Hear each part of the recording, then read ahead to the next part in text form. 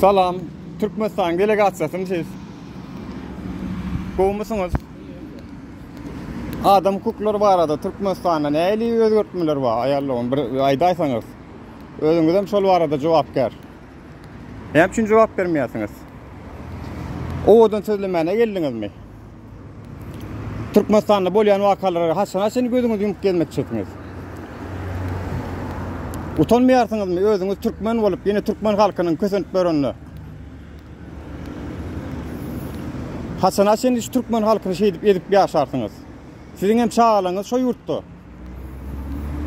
Cevap vereyim birazcık. Oğudun gürlemek bilen bolonok bu zatlar yaşılı. İnha Türkmenistan'ın hakkını, hukukunu gözlemene gelen delegasyon vatandaşlar tanan. Türkmenistan'ın halkının karşısına oğudun gürlemene gelirler. Dazı Türkmenistan'ın hükümetinin ruhsatı olman gepleyen milyon oklar. Öz erkleri yoksa ya. Gepleyin de bırdatlar. Ne için gepleyin yok? Benim maşkalam, çağalarım şu tayda henidem. 3 yıl ver görüp bilem yok. Sizin özünüzde de bolsa göğünüzde yakardım şular yazat. Ya o leşekte yüküm yok, yıkıltı havarım yok mu? Siz kösönmeseniz bolya mı? Görün vatandaşlar, yüzlerim yok bize seyredip cevap vermene.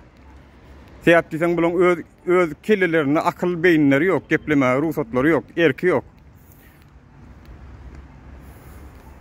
Dımık gezi verin. Şu baskılayan adaletiniz bir gün size de gerek olur. Şu vaat kimden kömek alarkanız. Sağ olun.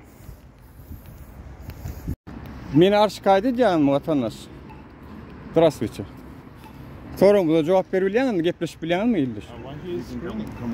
Türkmenistan'ın delegasyası mı siz? Bilgi yığıramız yok. Bir soru veriyoruz. Veya bir gepleşmenin mümkünçülüğünüz var mı?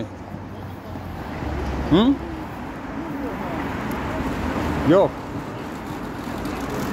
Türkmenistan'ın delegasyasının adından katnaşan bir illeşimde de ha.